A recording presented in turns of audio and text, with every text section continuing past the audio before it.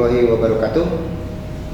Selamat berjumpa dan selamat datang kepada adik-adik siswa baru tahun ajaran 2020-2021. Senang kami keluarga besar SMA Negeri 1 Cikembar, Marsi Private School, menyambut kehadiran dan kedatangan adik-adik ke lingkungan SMA Negeri 1 Cikembar. Namun dalam kondisi protokol COVID-19 yang merebak saat ini baik di dunia maupun Indonesia khususnya, Anda kalian sebagai siswa baru tidak bisa melakukan aktivitas sebagaimana kakak-kakak kelas Anda pada tahun-tahun yang lalu dalam hingar-bingar kegiatan MPLS.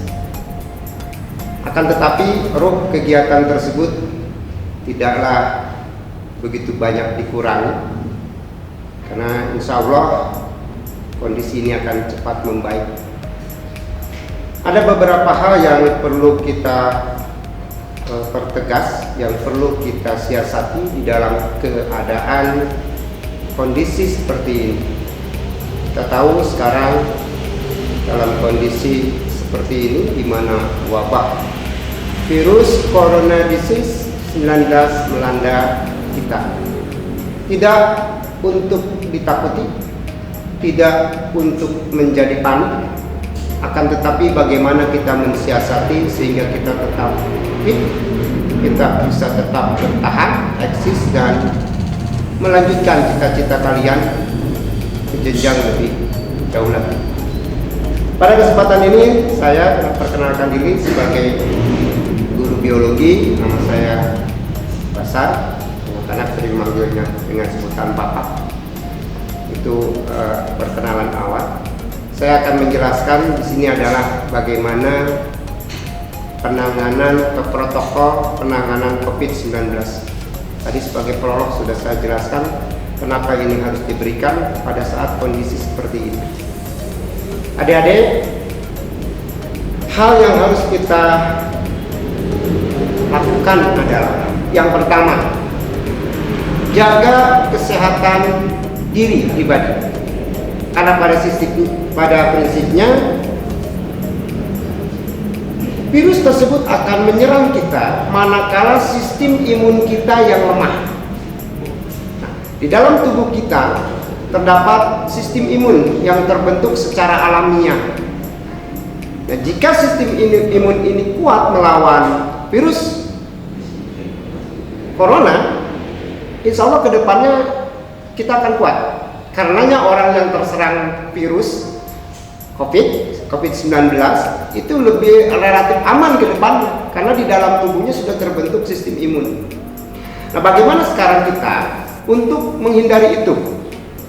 Tadi saya jelaskan yang pertama adalah jaga diri dengan cara selalu mengkonsumsi makanan yang bernilai gizi tinggi, yaitu mengandung pola 4 sehat 5 sempurna. Perbanyak makan buah yang mengandung vitamin. Ya. Kemudian yang kedua, selalu menggunakan masker manakala kita keluar lingkungan rumah. Sebenarnya baiknya di rumah juga menggunakan masker, tetapi minimalnya keluar lingkungan rumah selalu menggunakan masker. Kemudian yang kedua, selalu cuci tangan dengan prosedur cuci tangan yang benar. Anda bisa lihat di YouTube bagaimana proses mencuci tangan yang benar sehingga sela-sela jari-jari itu bersih. Yang ketiga, selalu jaga jarak. Jaga jarak minimal 1,5 meter. Ya, jadi jaga jarak terutama ketika kita berada di kerumunan orang. Selanjutnya, hindari kerumunan orang. Jadi hindari itu. Jadi biarlah orang lain melakukan rekreasi, termasuk ada yang ke Pelabuhan Ratu, yang ke ujung Genteng, biarkan mereka. Kita tetap jaga kondisi, ya. Selalu minum air putih. Jadi perbanyak minum air putih.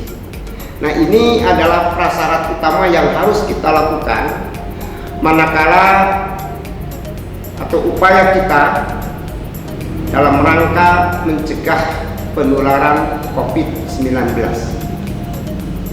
Nah, selanjutnya, memang penanganan COVID-19 ini merupakan tanggung jawab berat pemerintah. Akan tetapi tidak akan bisa berhasil kita dari kondisi ini, dari wabah ini, manakala tidak dilakukan oleh tiap-tiap kita sebagai individu. Jadi kita sebagai individu melakukan bagaimana berupaya mencegah kegiatan penularan COVID-19. Saya akan jelaskan sedikit tentang COVID-19, coronavirus disease, ya, yaitu virus yang mulanya disinyalir berasal dari kelelawar, dari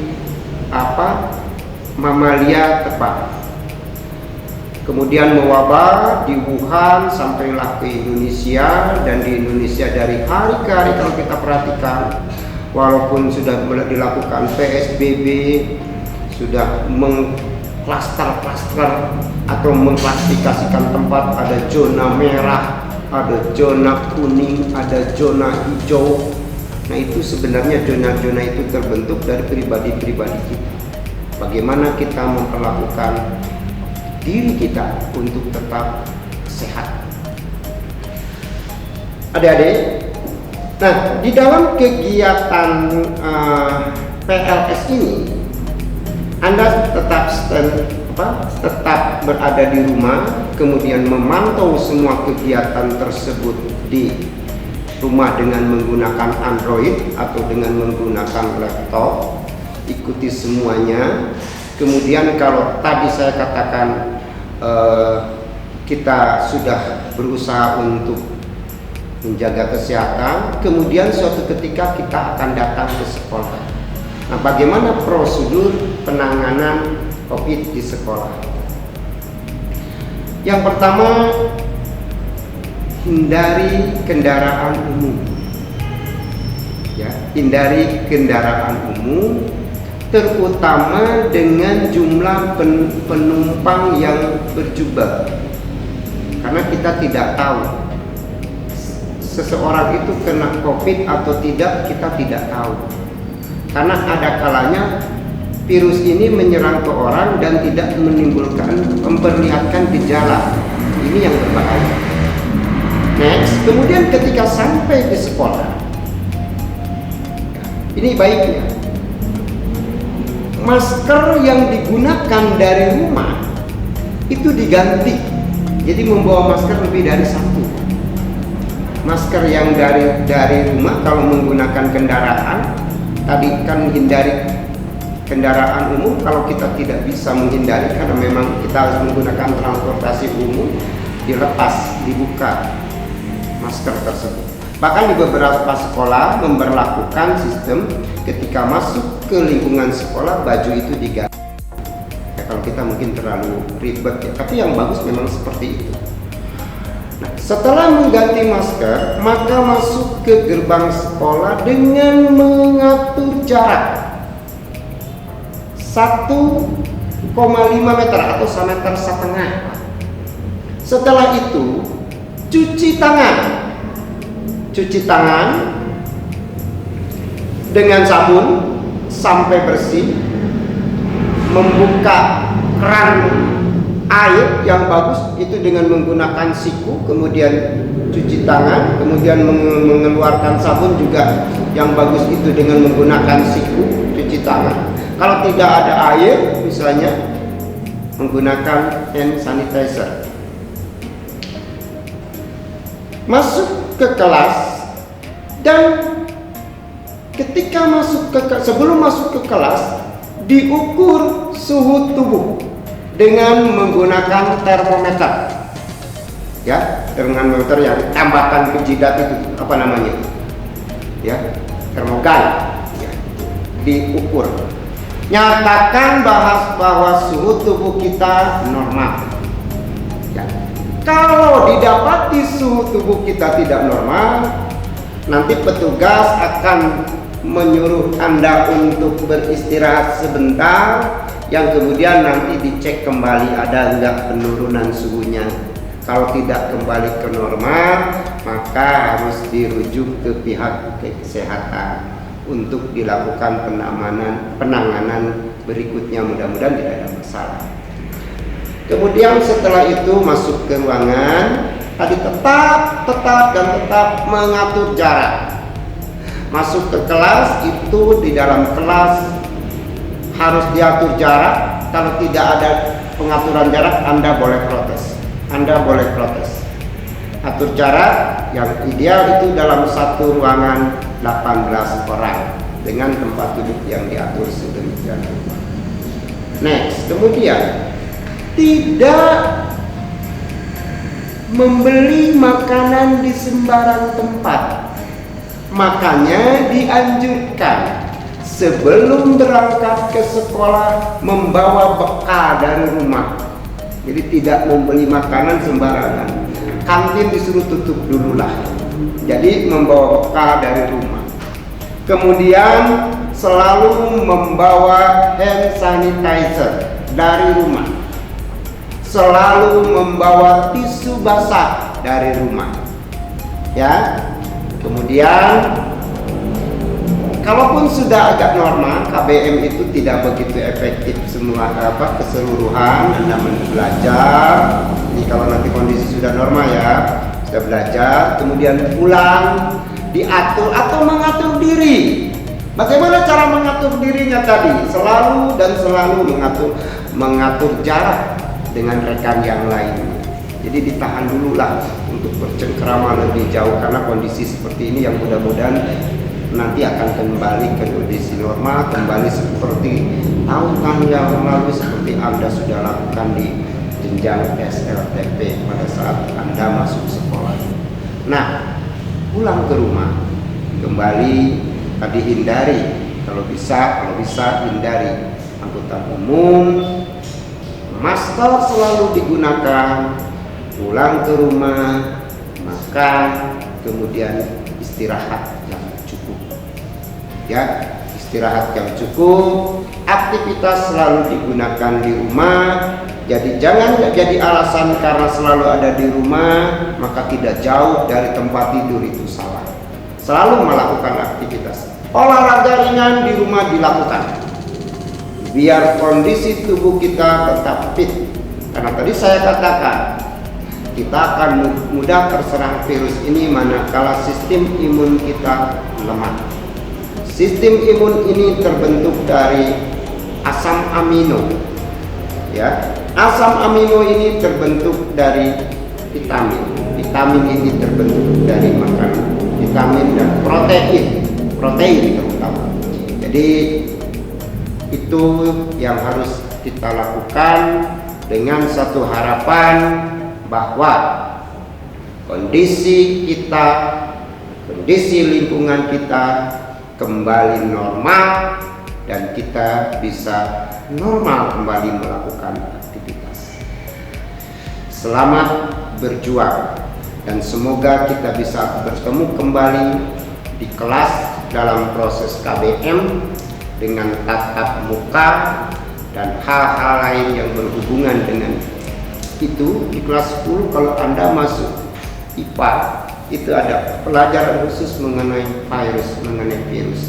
Jadi dari virus secara umum, kemudian virus secara khusus. Kenapa? Karena virus itu ada virus hewan, virus tumbuhan, virus manusia. Pada manusia maksud saya, ada virus yang menyerang hewan bisa menyerang manusia.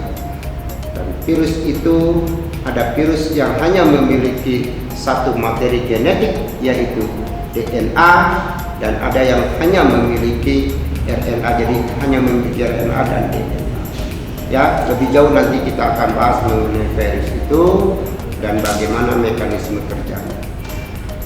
Ada informasi baru barangkali sebelum saya tutup, bahwa virus ini, virus corona, kita menyerangnya COVID ya, coronavirus disease COVID-19, disinyalir sekarang bisa menyebar melalui udara. Nah ini makanya tadi saya katakan selalu menggunakan masker, dan lebih aman lagi menggunakan PCR. Ya, tutup muka, itu lebih efektif lagi. Jadi ini yang harus kita siasati. Kita lihat perkembangan di daerah-daerah lagi terus meningkat. Mudah-mudahan di kita kota itu sudah masuk zona hijau, dan insya Allah dalam beberapa bulan kemudian Sukabumi juga, Kabupaten Sukabumi maksud saya juga akan kembali menjadi zona hijau, dan itu bisa terjadi kembali ke diri kita masing-masing.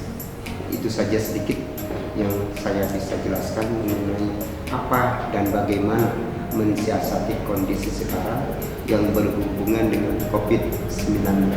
Selamat berjumpa kembali nanti di dalam kegiatan KBN. Tetap semangat, tetap jaga kesehatan ya, dan sukses buat kalian semua. Billahi taufiq wal hidayah. Wassalamualaikum warahmatullahi wabarakatuh.